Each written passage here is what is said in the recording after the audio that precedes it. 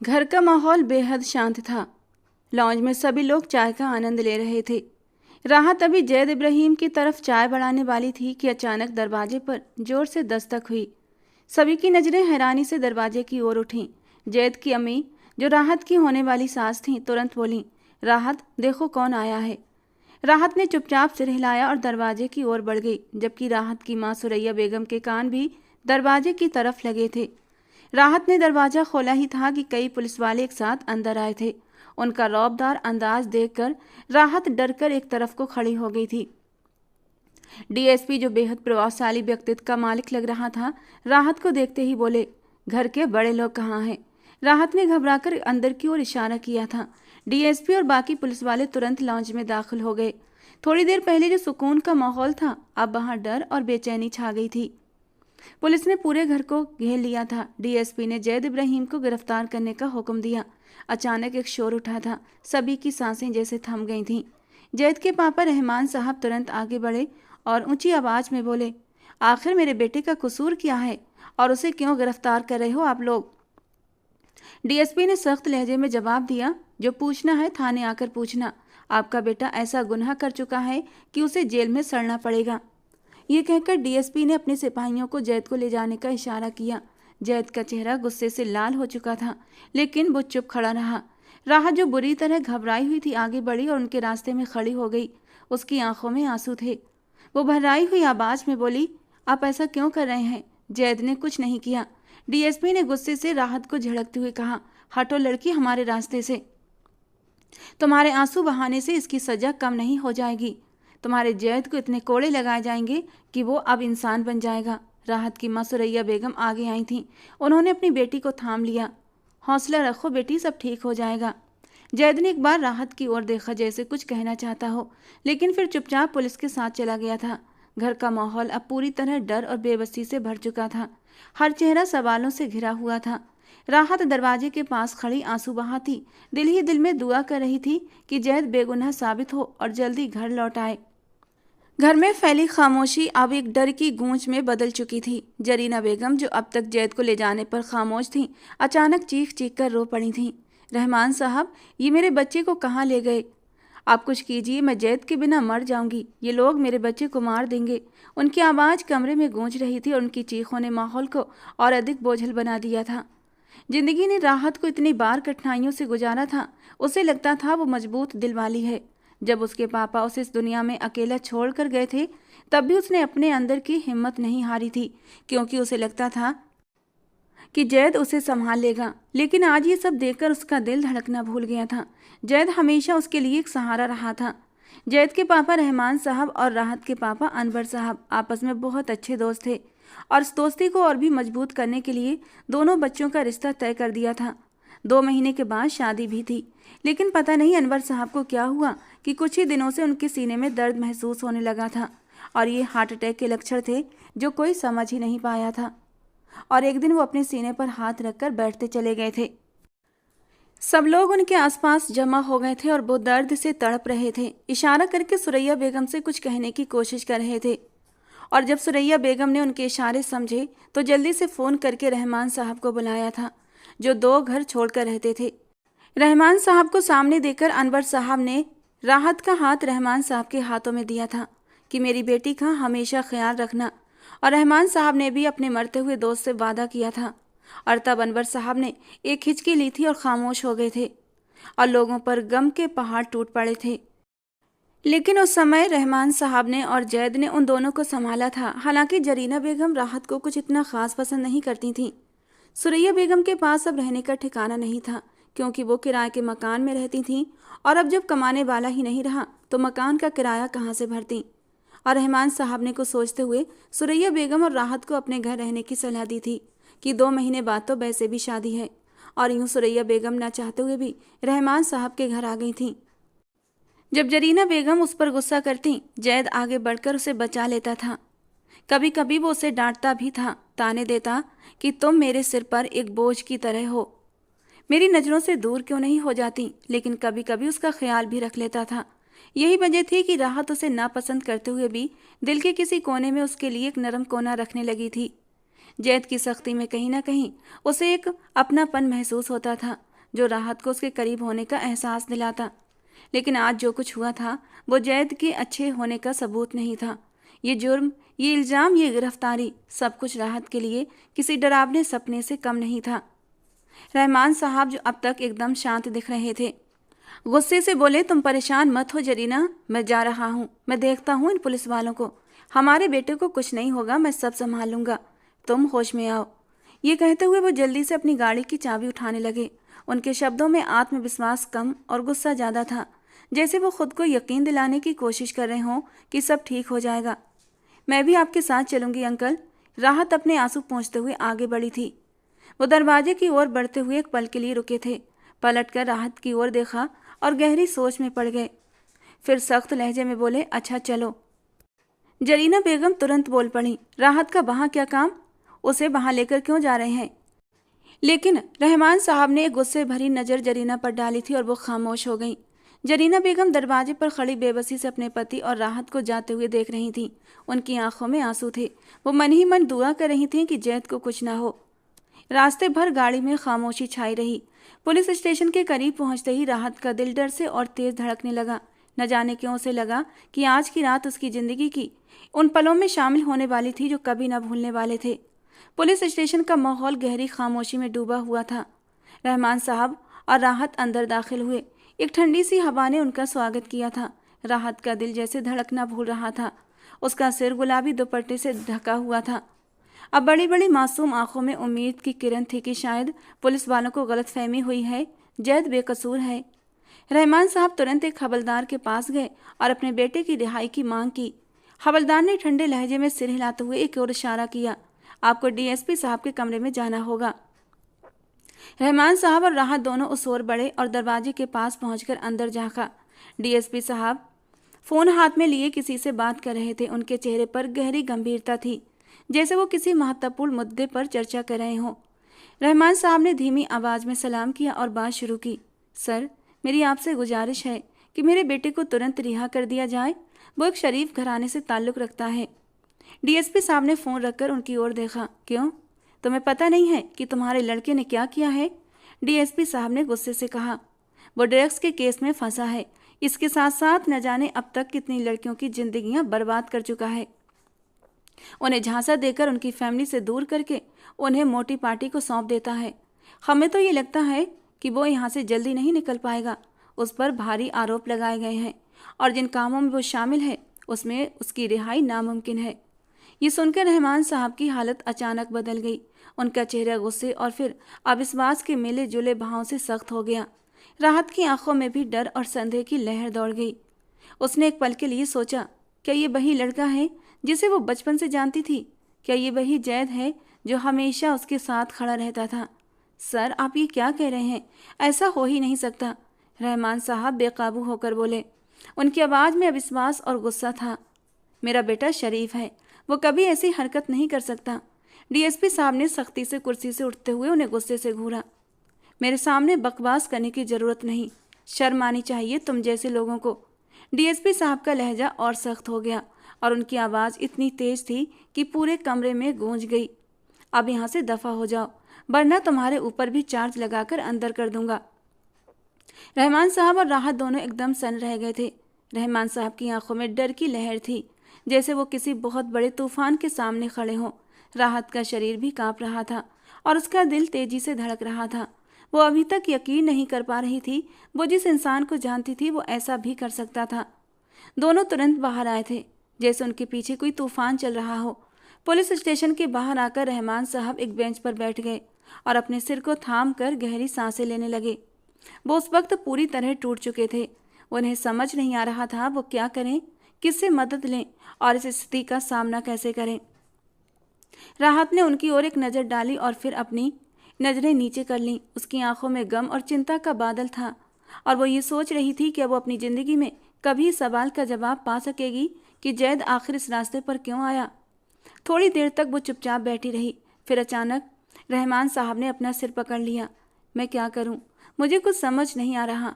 यहाँ आकर तो मामला ही पलट गया है। मैं तो समझा था उसने कोई मामूली चोरी की होगी या फिर कोई और मसला होगा, मगर ये तो बहुत बड़ी प्रॉब्लम बता रहे हैं। लड़कियों का ड्रग्स के आरोप उस पर। मुझे विश्वास नहीं हो रहा किसी भी कीमत पर ये लोग जैद को आसानी से रिहा नहीं करेंगे। राहत उनके पास आई और उनके कंधे पर हाथ रखते हुए नरम लहजे में बोली, अंकल आप परेशान ना हो, ऊपर वाला हम पर करम करेगा। आप किसी अच्छे वकील से बात करें, कोई ना कोई हल जरूर निकलेगा। ऐसे हाथ पर हाथ रखने से बेहतर है हम कुछ करें। राहत की बात सुनकर रहमान साहब ने एक पल के लिए अपनी नजरें उठाई और गहरी सांस ली। फिर अचानक उन्होंने सिर उठाया और धीरे से हिलाते हुए बोले, तुम बिल्कुल सही कह रही हो, हम ऐसा ही कर सकते हैं। उन्होंने तुरंत अपना मोबाइल जेब से निकाला और किसी नंबर पर कॉल करने लगे। पहली ही कोशिश में उनके दोस्त ने उनकी कॉल उठा ली थी। रहमान साहब ने तुरंत घबराए हुए अंदाज में बात शुरू की, यार मेरे बेटे को पुलिस ने पकड़ लिया है और उस पर बहुत ही संगीन आरोप है। ये कहकर उन्होंने अपने दोस्त को सब कुछ बता दिया था। रहमान साहब आपकी बातें सही हैं, मैं आपकी मदद कर सकता हूँ, लेकिन आपके बेटे पर जो आरोप है उसकी रिहाई बहुत मुश्किल है। लेकिन सिर्फ एक वकील ऐसा है जो इस स्थिति में कुछ कर सकता है। वो ऐसा वकील है जिसने कभी कोई केस नहीं हारा। मैं आपको उसका पता भेज रहा हूँ। वो किसी से मुलाकात नहीं करता, लेकिन अगर आप कोशिश करें तो शायद वो आपसे मिल ले। रहमान साहब ने तुरंत कहा, मुझे उसका एड्रेस और नंबर जल्दी से भेज दो, मैं तुरंत संपर्क करने की कोशिश करता हूँ।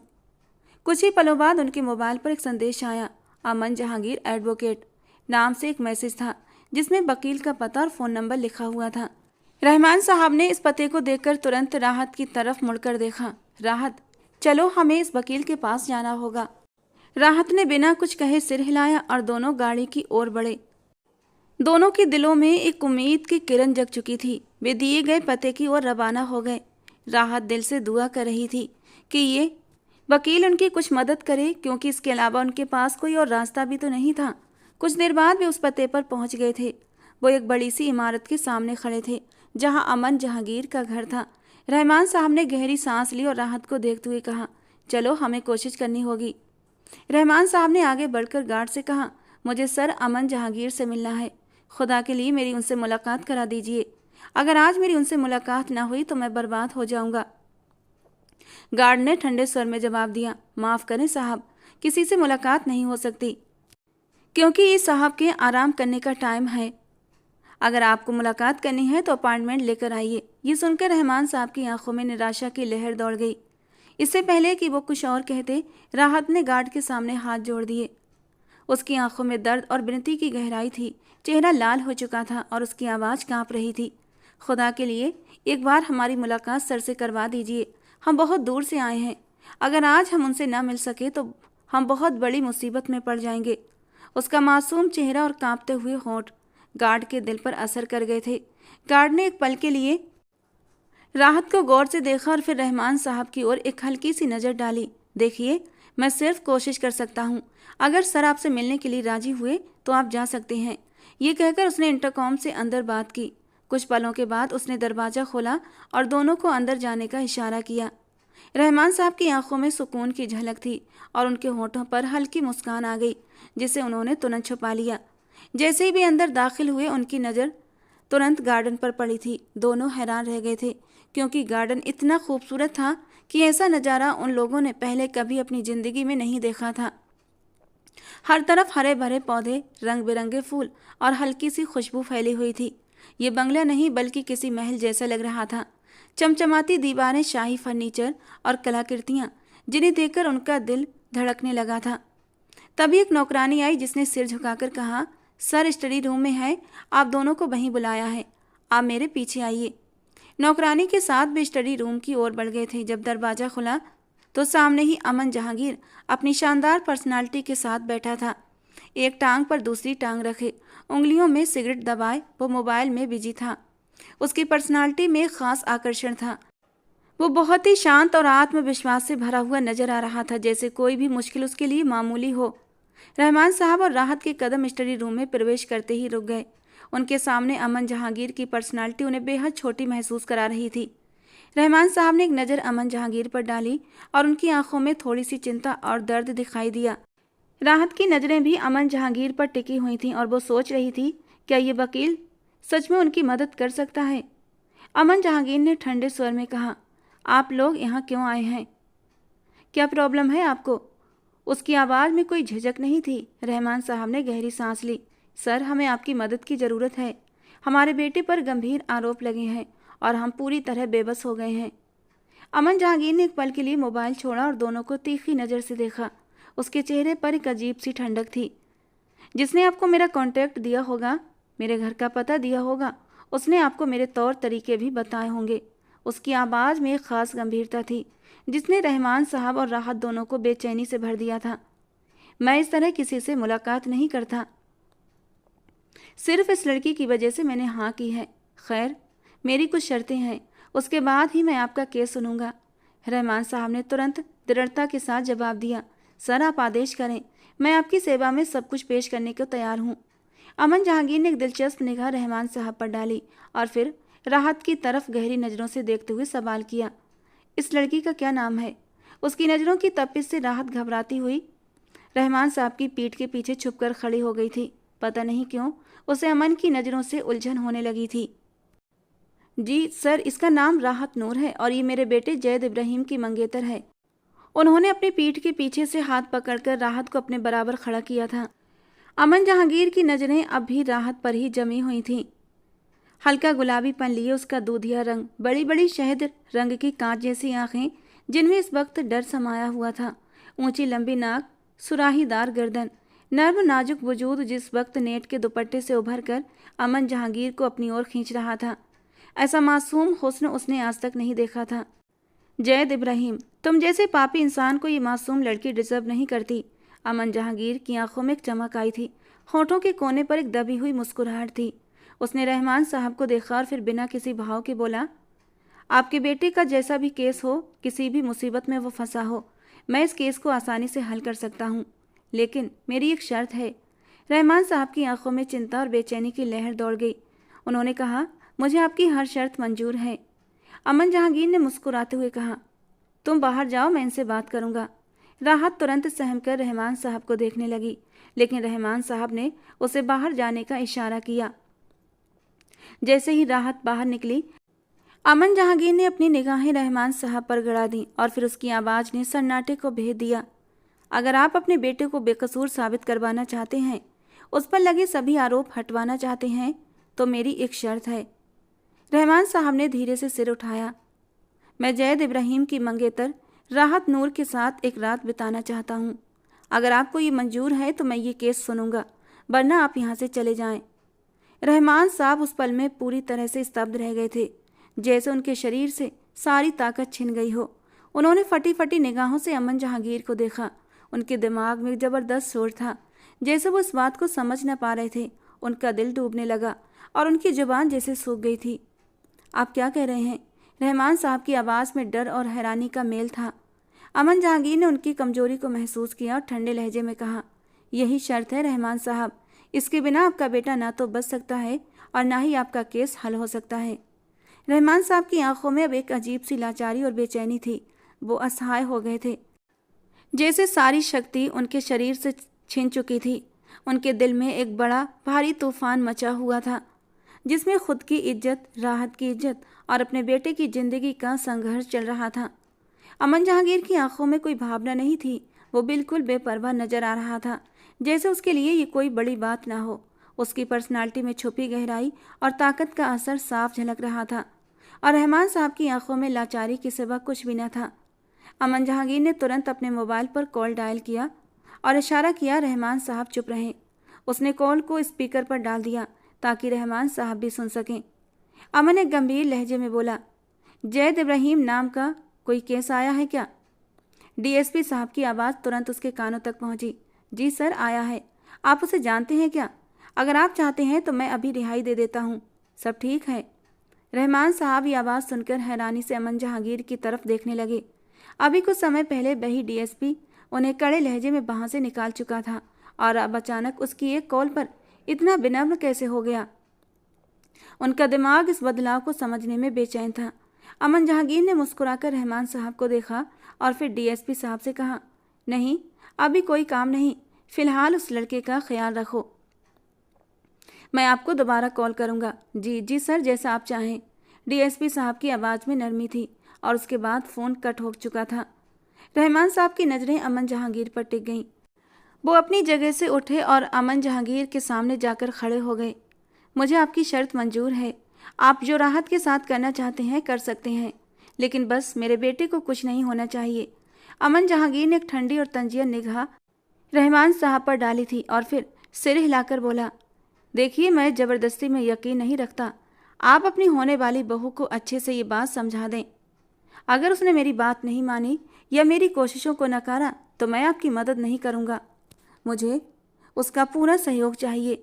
रहमान साहब के दिल में एक अजीब सी कसक हुई, मगर उन्होंने अमन की बात को नज़रअंदाज करते हुए कहा, जी सर, आप केस की तैयारी करें, मैं राहत को राजी करके लाता हूँ। वो आपके हर हुक्म पर सर झुकाएगी, जैसा आप कहेंगे वैसा ही होगा। ये कहते हुए वो फौरन बाहर निकल गए। उनका चेहरा अब कठोर हो चुका था और उनकी मुस्कान कहीं गायब हो चुकी थी। रहमान साहब बाहर आकर बेचैन नज़रों से राहत को ढूंढने लगे। वो उन्हें सामने ही बैठी गार्डन में दिखाई दी थी। वो धीरे धीरे कदम उठाते हुए राहत के पास आए थे। राहत रहमान साहब को देखकर जल्दी से उठकर खड़ी हुई थी। अंकल, क्या कहा वकील साहब ने? लेकिन वो कुछ बोलने की स्थिति में नहीं थे और जब हिम्मत जमा करके बोले थे और जो कुछ राहत ने सुना था उसे ऐसा लगा जैसे किसी ने उसे पहाड़ से नीचे धक्का दे दिया हो। वो आंखें फाड़े मुंह खोले अपने होने वाले ससुर को और अपने पापा के एक ऐसे दोस्त को देख रही थी जिन्होंने उसके मरते हुए बाप से वादा किया था कि हमेशा राहत को अपनी बेटी बनाकर रखेंगे, कभी उसकी आंख में आंसू नहीं आने देंगे। और आज वही उसकी इज्जत का सौदा कराए थे। अंकल, आप ही कैसी बातें कर रहे हैं? बहुत मुश्किल से उसके होंठ हिले थे। राहत, मैं जो कुछ कर रहा हूँ अपने बेटे की ज़िंदगी और तुम्हारे होने वाले पति की इज्जत और ज़िंदगी बचाने के लिए कर रहा हूँ। अगर मैं तुमसे पूछूं कि तुम जैद के लिए क्या कर सकती हो, बताओ, फिर तुम्हारा जवाब क्या होगा? अंकल, मैं जैद के लिए अपनी जान भी दे सकती हूँ। बड़ी बड़ी आंखें आंसुओं से भरी हुई थीं, जिनमें अविश्वास और भरोसा टूटने का दर्द था। तो तुम्हारी जान से जैद को कोई फ़ायदा नहीं हो रहा जो तुम उसके लिए अपनी जान लुटाओगी। बस एक रात की कुर्बानी और जैद सलाखों के बाहर होगा। और अगर तुमने इनकार किया तो याद रखना, तुम्हारे लिए मेरे घर में कोई जगह न होगी। जो लड़की मेरे बेटे की ज़िंदगी को न बचा सके उसे अपने बेटे की ज़िंदगी में कभी लेकर नहीं आऊँगा। इस वक्त वो बेरहमी की हद पर खड़े थे। वो कांपते हुए वहीं गार्डन में पड़ी बेंच पर बैठ चुकी थी। मैं जैद से मिलना चाहती हूँ अंकल। उसके दिल में एक आस जगी थी। ठीक है, मैं तुम्हारी ख्वाहिश ज़रूर पूरी करूँगा, लेकिन तुम्हारा जवाब हर कीमत पर हाँ में होना चाहिए। और मैं नहीं चाहता तुम जैद के सामने जाकर ये सब बात करो। उसने बेबसी से रहमान साहब को देखा था, लेकिन फ़िलहाल तो उसे बस जैद से मिलना था। आगे उसने क्या करना था बाद में डिसाइड करना था। रहमान साहब अंदर अमन के पास गए, उसे ये बताने कि उन्हें थोड़ा सा टाइम और चाहिए। वो जैद के सामने बेबस निगाहें लिए खड़ी थी और जैद नजरें झुकाए चुपचाप खड़ा था। जैद, क्यों किया तुमने ये सब कुछ? उसके बोलने के अंदाज में क्या कुछ नहीं था, दर्द, बेबसी और लाचारी। राहत, तुम्हें भी ऐसा लगता है कि मैं कसूरवार हूँ? मैंने कुछ नहीं किया। इन लोगों ने सिर्फ शक की बुनियाद पर मुझे गिरफ्तार किया है। लेकिन जैद, इन लोगों के पास सबूत हैं। कैसे खुद को बेगुनाह साबित करोगे? उसके दिलो दिमाग में आंधियां सी चल रही थी। जो कहना चाहती थी कह नहीं पा रही थी और फिर बहुत हिम्मत करके बोली थी, जैद, अगर तुम्हारी ज़िंदगी और तुम्हारी इज्जत को बचाते बचाते मेरी इज्जत दागदार हो जाए तो क्या तुम मुझे अपना लोगे? जैद ने हैरत से सामने खड़ी राहत को देखा था। ये कैसी बहकी बहकी बातें कर रही हो? आखिर कहना क्या चाहती हो?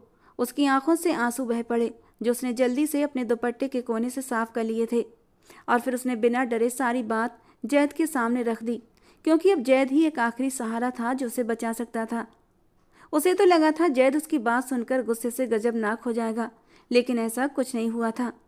वो एक गहरी सांस खींचकर रह गया था और आगे वो बहुत ही बेरहमी और संग दिली से बोला था, राहत, अगर मेरी ही जिंदगी नहीं बची तो फिर तुम खुद को बचाकर भी क्या करोगी?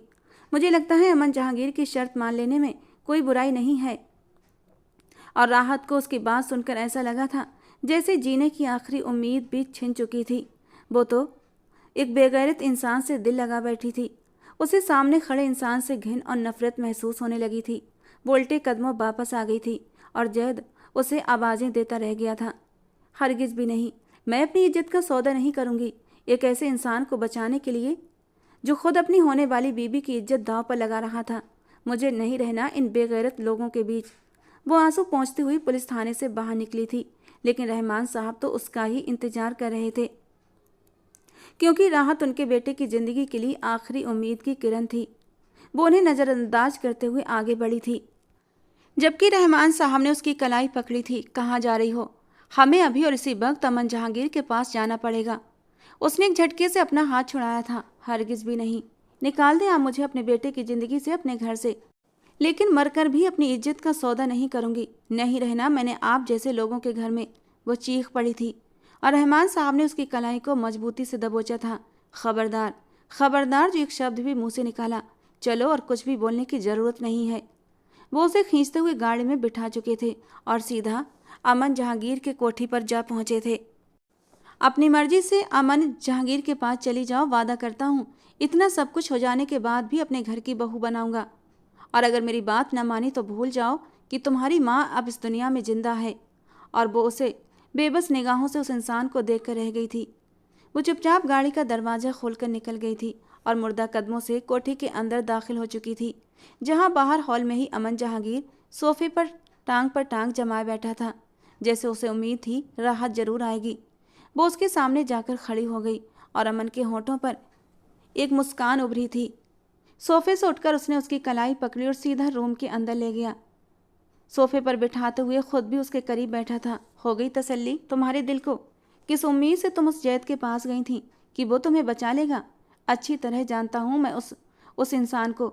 बेहद जालिम इंसान है वो, जिसे लड़कियों की इज्जत का ख्याल नहीं, जो उनकी सौदेबाजी करता है। वो भला तुम्हारी इज्जत को क्यों खातिर में लाएगा? तुम भी उसके लिए एक आम सी मामूली लड़की हो, जिस वक्त उसकी जान और इज्जत बचाने के लिए एक मोहरा हो।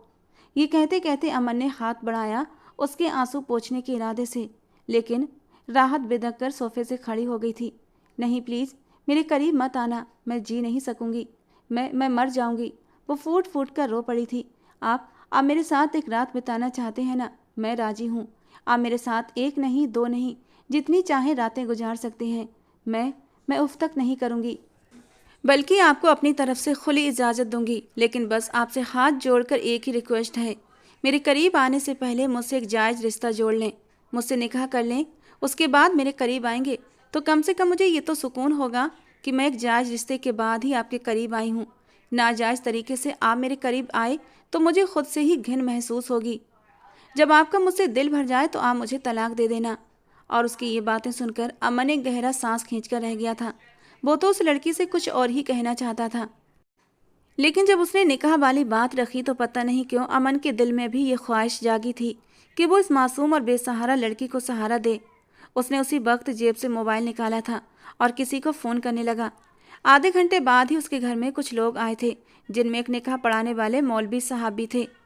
और उन लोगों को देखकर राहत को थोड़ा सा सुकून महसूस हुआ था, लेकिन आंखों से आंसुओं की नमी कम नहीं हुई थी। कुछ ही देर में वो अमन जहांगीर के नाम हो चुकी थी। अमन उन लोगों को छोड़ने बाहर जा चुका था और जब थोड़ी देर बाद कमरे में दाखिल हुआ तो उसके हाथ में खाने की ट्रे थी, जो उसने राहत के सामने रख दी। राहत बेहिस बेहरकत बेड पर बैठी हुई थी। वो अब अमन को खुद के करीब आने से रोक नहीं सकती थी, क्योंकि वो खुद ही उसको ये हक दे चुकी थी। लेकिन चेहरे पर दुखों के गहरे साए थे। उसने ये तो नहीं सोचा था जो उसकी ज़िंदगी में ये भयानक सपने की तरह गुजर रहा था। अमन गहरा सांस लेते हुए उसके सामने बैठा था। तुम खाना खाकर आराम से रिलैक्स करके सो जाओ, मुझे जैद इब्राहिम के केस को स्टडी करना है। वो उठकर जाने लगा कि तभी पीछे से राहत की आवाज़ आई थी। तो क्या अपनी शर्त के मुताबिक आप जैद को रिहा करवा देंगे, ये जानते हुए भी कि वो मुजरिम है? मैं इतना बेवकूफ़ नहीं राहत कि एक लड़की की कुछ पल की संगत के लिए उस खतरनाक मुजरिम को यूं ही छोड़ दूं।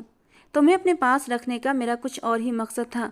एक रात के बहाने मैं रहमान साहब से तुम्हें इसलिए मांगा था ताकि मैं जैद की पूरी सच्चाई बिद सबूत के जान सकूं, और ये भी मेरे गेम का हिस्सा था। अगर वो तुम्हें मेरे हवाले कर देते तो मेरे हाथ एक और बड़ा सबूत लग जाता, जो कि अब लग चुका है।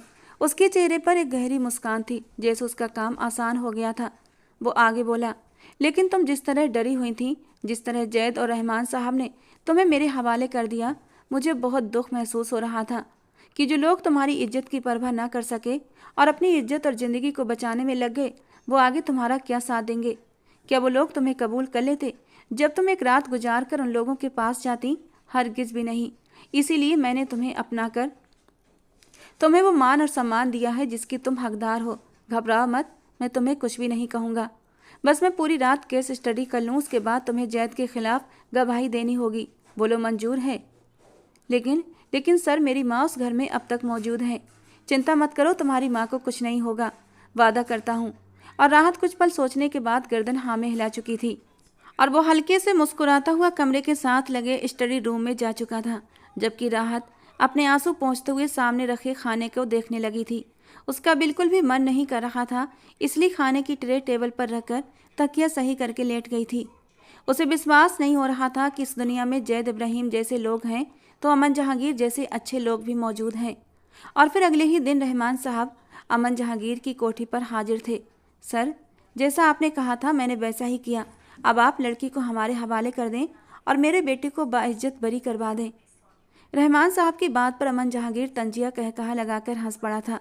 राहत के बारे में भूल जाएं कि अब मैं उसे आपके हवाले करूंगा, क्योंकि अब वो मेरी इज्जत बन चुकी है।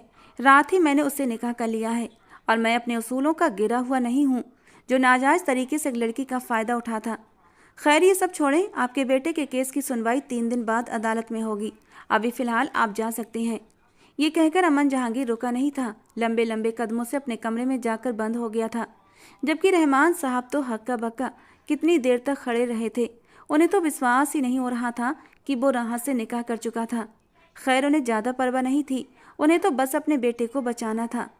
और 3 दिन बाद जैद इब्राहिम के केस की सुनवाई थी और जब वहाँ पर अमन जहांगीर ने अपने सबूत पेश किए और गवाह के तौर पर राहत को कटघरे में खड़ा किया तो जैद इब्राहिम और रहमान इब्राहिम के तो जैसे पसीने छूट गए थे। राहत ने अपना बयान दिया था कि जो इंसान अपनी होने वाली पत्नी का सौदा कर सकता है तो इस बात में कोई शक नहीं, वो और लड़कियों की इज्जत का भी सौदा कर चुका है। और फिर उसने जज साहब को सब बता दिया था कि जैद ने खुद को बचाने के लिए किस तरह उसे अमन जहांगीर के पास भेजा था। कुछ और भी सबूतों के मद्देनज़र जैद को सख्त सज़ा सुनाई गई थी। राहत ने एक नज़र उठाकर कटघरे में खड़े जैद इब्राहिम को देखा था, जिसकी आंखों के कोनों पर नमी चमक रही थी और वो गुस्से से लाल पीला हो रहा था। राहत को दुख हुआ था। उसने इस इंसान के हवाले से न जाने कितने सपने सजाए थे, उसे अपना सब कुछ माना था। उसकी आंखों से आंसू बहकर गालों पर आए थे और जैद इब्राहिम भी उसे ही देख रहा था और ये मंजर अमन जहांगीर की आंखों से छुपा न रह सका। अमन जहांगीर राहत की आंखों से बहते आंसुओं का कुछ और ही मतलब निकाल ले गया था। अदालत के बाहर शाम का मंजर था। फिजा में एक अजीब सी खामोशी छाई हुई थी, जैसे सब कुछ पल भर के लिए रुक सा गया हो। अमन जहांगीर ने राहत की कलाई थाम रखी थी। उसके हाथों की सख्ती से ये जाहिर हो रहा था कि उसके भीतर भावनाओं का तेज तूफान बेकाबू हो रहा है। राहत ने बेबसी से उसके चेहरे की ओर देखा, जहां गुस्सा, जुनून और एक अजीब सी नापसंदीदगी झलक रही थी। वो समझ नहीं पा रही थी अमन इस कदर गुस्से में क्यों था। सर, प्लीज़ मुझे एक बार जैद से बात तो करने दें, वो बेबसी अंदाज में इल्तिजा कर रही थी, लेकिन अमन के सख्त हाव भाव से उसे किसी जवाब की उम्मीद न थी। अमन ने बिना कुछ कहे उसे गाड़ी की तरफ ले जाकर फ्रंट सीट पर धकेला और खुद ड्राइविंग सीट पर आकर बैठ गया था और राहत उसके सख्त रवैये से डर गई थी। सर, ये सब सही नहीं है, मुझे बस एक पल चाहिए था, मैं उससे बात करना चाहती हूँ। उसकी आवाज़ में एक दर्द भरी इल्तिजा थी, लेकिन अमन ने जैसे उसकी बात सुनी नहीं थी। गाड़ी तेजी से सड़क पर दौड़ रही थी। अमन के चेहरे पर कठोरता साफ झलक रही थी और होंठ खामोश थे, लेकिन उसकी आंखों में जैसे कोई तूफान छिपा था। राहत ने फिर हिम्मत जुटाई। सर, जैद मेरा मंगेतर है, मेरा हक है मैं एक बार उसके मुंह से सच्चाई सुनूं। अमन ने एक पल के लिए अपनी नज़रें बदली और राहत की तरफ देखा। तुम्हारा हक? उसने हल्की लेकिन जहरीली मुस्कान के साथ कहा। तुम्हारा हक अब मेरे साथ है, न कि उस इंसान के साथ जो एक पल में तुम्हारी इज्जत का सौदा कर गया था। राहत के दिल पर ये शब्द तीर की तरह लगे थे, लेकिन उसने अपनी बात कहने से खुद को रोका नहीं। मैं आपकी एहसानमंद हूँ सर, लेकिन मैं बस, अमन ने अपनी आवाज़ ऊंची करते हुए कहा। गाड़ी के भीतर एक गूंज पैदा हुई थी और राहत की आवाज़ दब गई। अब ये तुम्हारे हक का सवाल नहीं, तुम्हें अब ये समझना होगा कि तुम मेरी ज़िंदगी का हिस्सा हो और मेरी ज़िंदगी में किसी और की गुंजाइश नहीं है, ख़ास तौर पर उस जैद की। राहत चुप हो गई थी। गाड़ी आखिरकार बंगले के सामने जाकर रुकी थी। अमन ने गाड़ी रोकी और बाहर निकलकर दरवाज़ा खोला। चलो, लहजा सख्त था। राहत ने चुपचाप उसकी बात मानी और गाड़ी से बाहर निकल आई। अमन ने उसका हाथ पकड़ा और सीधा अपने कमरे की तरफ ले जाने लगा। रास्ते में घर के नौकर हैरान नज़रों से उन दोनों को देख रहे थे, लेकिन किसी ने कुछ कहने की हिम्मत नहीं की थी। बिरजू काका, जो उसके खास नौकर थे आगे बढ़े। सर, हमने सुरैया बेगम को आपके बताए हुए फ्लैट पर पहुंचा दिया है और उनके रहने का अच्छा इंतजाम भी कर दिया है। गुड। जबकि अपनी माँ का सुनकर राहत ने भी सुकून की सांस ली थी। कमरे में दाखिल होते ही अमन ने दरवाज़ा बंद कर लिया था और गहरी सांस लेते हुए उसकी तरफ पलटा। तुम्हें आखिर जैद के लिए इतनी फिक्र क्यों है?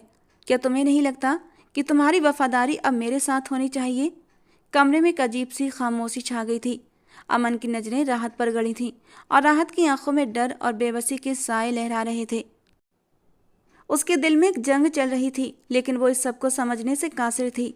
अमन के शब्द गूंज की तरह उसके जहन में बार बार आ रहे थे, मगर उसने हिम्मत करके बोलने की कोशिश की। मेरे दिल में उसके लिए हमदर्दी नहीं है, और बात रही आपके साथ की, तो मैं आपके साथ कोई भी जज्बाती रिश्ता क्यों जोड़ूं? क्योंकि सर, आप तो मुझे तलाक दे देंगे। राहत की आवाज़ कांप रही थी, लेकिन उसने अपने दिल की बात कहने से खुद को रोका नहीं था। मेरा रिश्ता जैद से था और मेरे दिल में यही ख्वाहिश थी कि मैं उसके साथ ज़िंदगी बिताऊं। उसके सिवा मैंने कभी किसी और के बारे में सोचा नहीं था। अमन का चेहरा अचानक गुस्से से लाल हो गया। उसने एक कदम पीछे हटते हुए कांच की मेज पर जोरदार लात मारी थी। मेज के टुकड़े फर्श पर बिखर गए थे और राहत डरकर पीछे हटी थी। जैद का नाम सुनकर अमन जहांगीर गुस्से के मारे खौल कर रह गया था, लेकिन सामने खड़ी राहत को डर से कांपते देखकर उसने गहरी सांस ली और गुस्से को शांत करते हुए बोला, यहाँ मेरे सामने जैद का नाम लेना बंद करो। आखिर क्यों बार बार मेरे सब्र का इम्तिहान ले रही हो? अपनी बीवी के मुंह से किसी गैर मर्द का नाम सुनकर मुझे सहन नहीं हो रहा। राहत के आंसू बेकाबू होकर उसके गालों पर बहने लगे थे। वो कुछ कहना चाहती थी, लेकिन उसके होंठ कांप रहे थे और शब्द गले में अटक गए थे। अमन ने एक पल के लिए उसके आंसुओं को देखा और उसके चेहरे पर गुस्से की जगह अफसोस के भाव आ गए थे। वो धीरे धीरे राहत के करीब आया, उसे कंधों से पकड़कर अपने सीने से लगा लिया।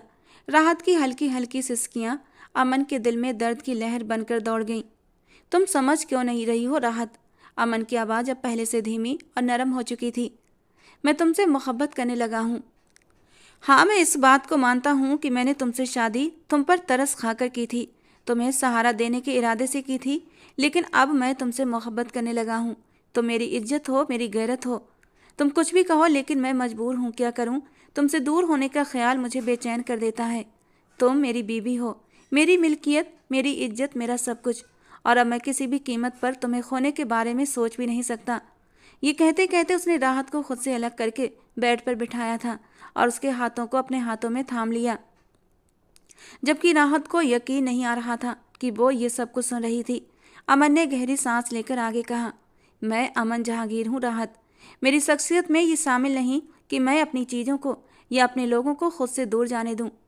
जब पहली बार तुम्हें देखा तो दिल तुम पर मचल उठा था, और जब मुझे पता चला तुम जैद की मंगेतर हो तो मुझे अफसोस हुआ था तुम्हारी किस्मत पर, क्योंकि वो लड़का तुम्हारे लायक नहीं था।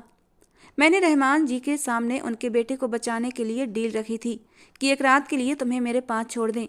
आगे क्या करना था मैं सोच चुका था, और बाकी तुम्हें सब कुछ पता है। खैर, अब तुम मेरी हो, हमेशा हमेशा के लिए। राहत ने धीरे से सिर उठाया और उसकी नज़रें अमन के चेहरे पर थीं। वो उसकी बातों में छुपी सच्चाई को महसूस करने लगी। अमन का लहजा, उसके अल्फाज, उसका अंदाज, सब में एक अजीब सी सच्चाई थी। मैं जानता हूँ राहत, जैद तुम्हारा अतीत है और मैं तुम्हारा आज। तुम्हें अपने अतीत को भुलाकर अपने आज में जीना होगा, इसी में तुम्हारी भलाई है। अमन की आवाज़ में अब नरमी थी। लेकिन क्या तुमने कभी सोचा कि जैद और उसके पापा ने तुम्हारे साथ क्या किया? उन्होंने तुम्हारी इज्जत का सौदा किया, तुम्हें मजबूर किया कि तुम अपनी ज़िंदगी का सबसे बड़ा फैसला उनकी मर्जी से करो, और मैंने तुम्हें अपनी बीवी बनाया, तुम्हें वो मान दिया जो एक औरत को मिलना चाहिए। अमन की बातों में गहराई थी। उसने अपने आंसू पोंछते हुए धीरे से कहा, शायद आप सही कह रहे हैं। जैद ने सच में मुझे कभी इज्जत नहीं दी जो आपने दी है। अमन ने मुस्कुराते हुए उसके माथे पर नरमी से अपने होंठ रखे थे, और उसके होंठों का स्पर्श महसूस करके राहत बुरी तरह कांप गई थी। अमन ने राहत के आंसू पोंछते हुए एक गहरी सांस ली और धीमे से कहा, तुम्हें मुझ पर भरोसा करना होगा राहत। मैं जानता हूँ ये सब तुम्हारे लिए आसान नहीं, लेकिन मैं वादा करता हूँ तुम्हारी ज़िंदगी में हर वो खुशी वापस लाऊंगा जो तुम्हारे ख्वाबों में भी नहीं थी। राहत ने धीरे से अपनी नज़रें झुका लीं। अमन के अल्फाजों में एक अजीब सी कशिश थी जो उसके दिल में भरोसे और मोहब्बत के जज्बात जगा रही थी। अब वो खामोश थी, लेकिन उसकी खामोशी में इनकार नहीं था। अमन ने उसके चेहरे पर छाई थकावट और असमंजस को देखकर उसे आराम करने को कहा। चलो अब लेट जाओ। अमन ने धीरे से उसका हाथ थामा और उसे बेड पर लिटा दिया। वो खुद भी उसके पास बैठ गया और उसकी तरफ देखते हुए बोला, तुम्हें ये समझना होगा कि मैं सिर्फ तुम्हें खुश देखना चाहता हूँ, क्योंकि तुम मेरी बीवी हो और ये रिश्ता मेरे लिए बहुत अहम है। राहत ने अपनी आंखों में आए आंसू पोंछे थे। मैं कोशिश करूंगी सर कि मैं इस रिश्ते के लिए वफादार रहूं। अमन ने उसकी बात पर मुस्कुराकर जवाब दिया। पहली बात, मुझे सर कहना बंद करो। मेरा नाम अमन है और मैं चाहता हूँ तुम मुझे मेरे नाम से पुकारो। राहत ने झिझकते हुए कहा, अमन। ये पहली बार था जब राहत ने उसे उसके नाम से पुकारा था। अमन के चेहरे पर एक मुस्कान फैल गई। वो थोड़ा सा और करीब आया और बोला, अब लग रही हो ना कि तुम मेरी बीबी हो। अमन ने उसका हाथ अपने हाथ में लेते हुए कहा, मैं जानता हूँ कि मैं सख्त हूँ, शायद गुस्से वाला हूँ, लेकिन मेरे दिल में जो तुम्हारी जगह है उसे कोई दूसरा नहीं ले सकता। राहत की आंखों में नमी थी, लेकिन इस बार वे आंसू खुशी के थे। वो अमन की बातों में छुपी मोहब्बत और सच्चाई को महसूस कर रही थी। अमन ने उसे थोड़ा करीब खींचते हुए कहा, मैं चाहता हूँ हम दोनों अभी एक नई रिश्ते की शुरुआत करें।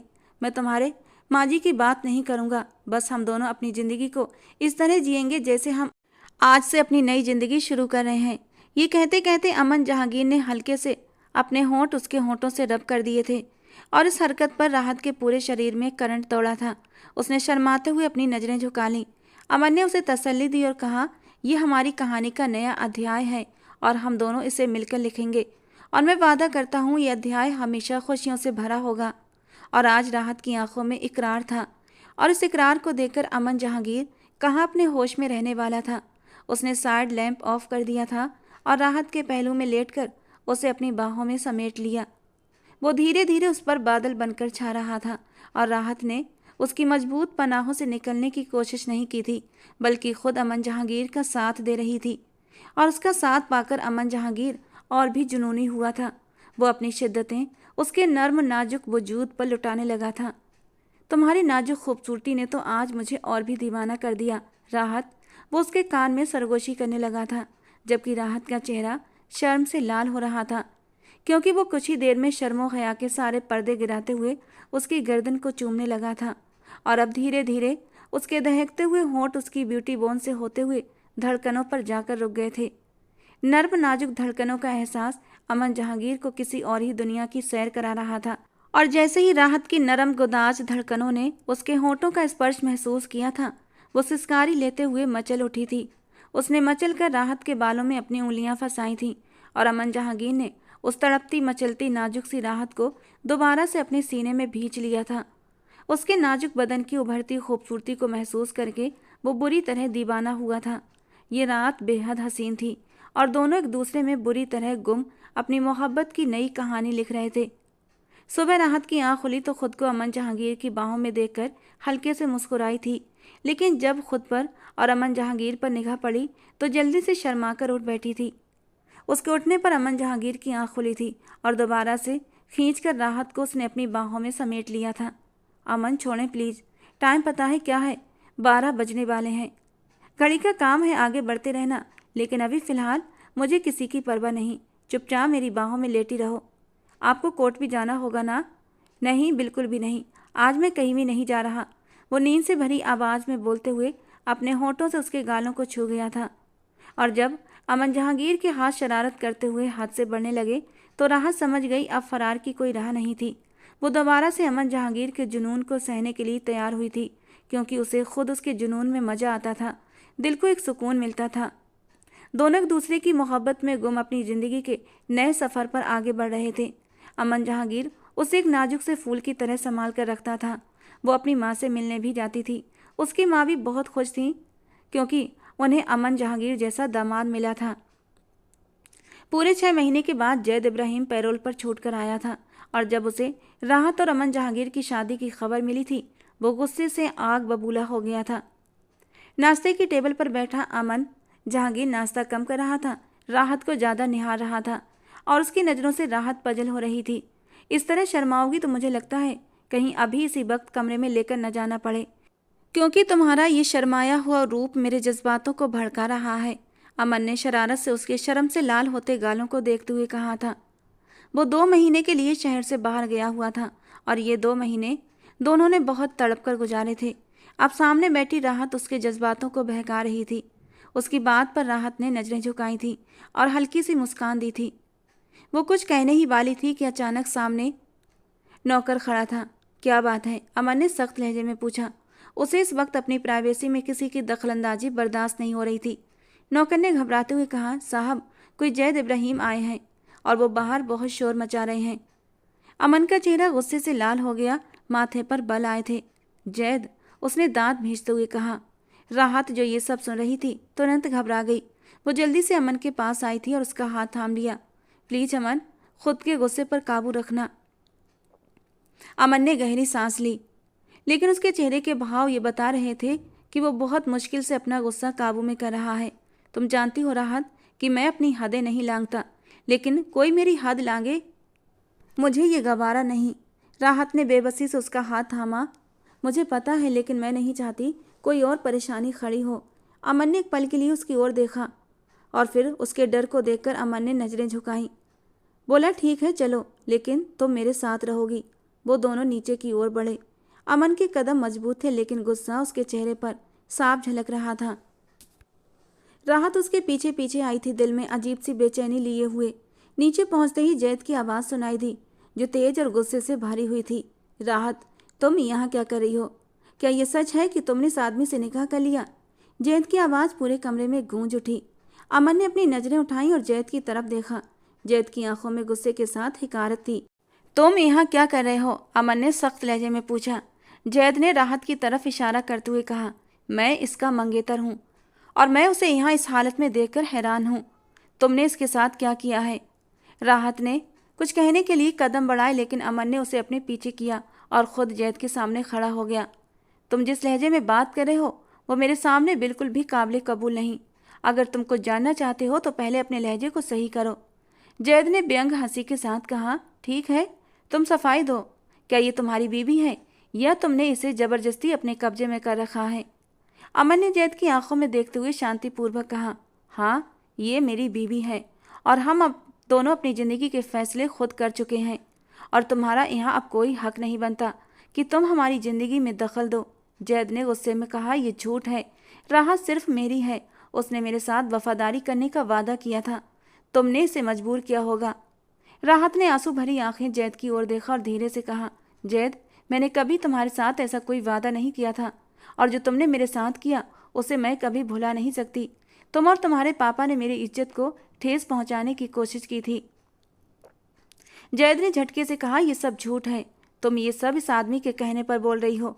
अमन ने कदम आगे बढ़ाए और जैद की ओर इशारा करते हुए कहा, तुम जो कुछ भी कह रहे हो वो तुम्हारी हताशा को दिखाता है।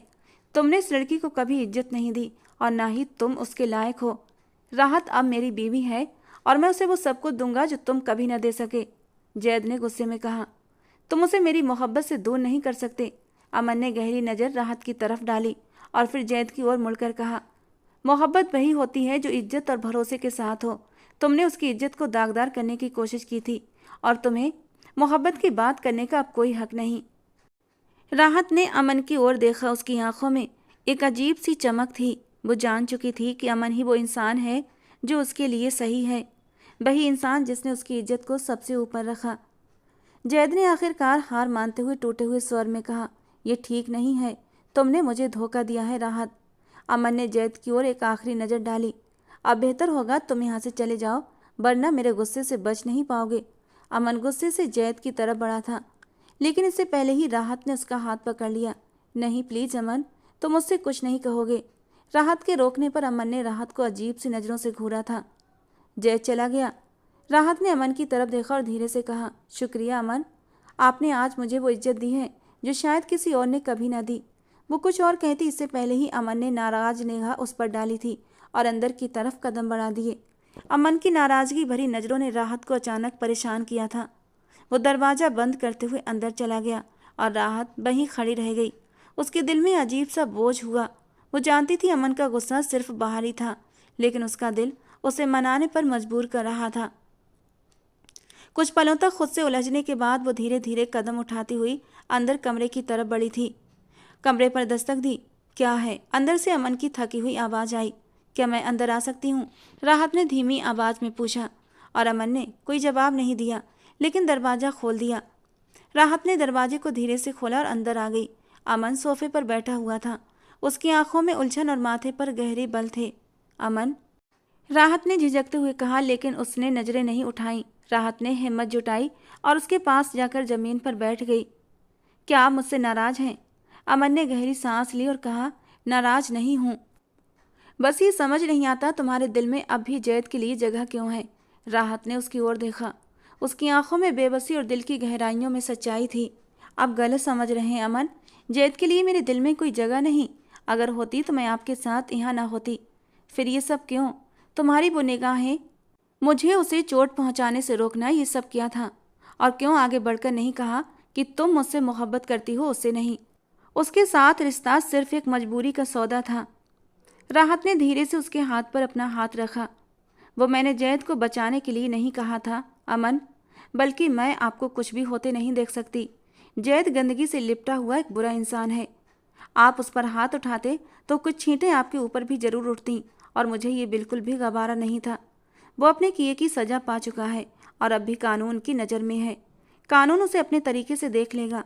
मैं नहीं चाहती कि हमारी ज़िंदगी पर उसका साया भी पड़े। आपने मेरी ज़िंदगी को एक नया मोड़ दिया है अमन। आपने मुझे इज्जत दी, वो स्थान दिया जो शायद जैद कभी न दे सकता। मुझे पता है आपका गुस्सा आपकी मोहब्बत का ही एक तरीका है, और इसीलिए मुझे आपका गुस्सा भी प्यारा है, क्योंकि मुझे आपसे मोहब्बत है। अमन ने पहली बार उसकी तरफ देखा। मोहब्बत? राहत ने हाँ में सर हिलाया। उसकी आंखें नम थीं। हाँ अमन, मोहब्बत। अमन की सख्त नज़रें नरम पड़ी थीं।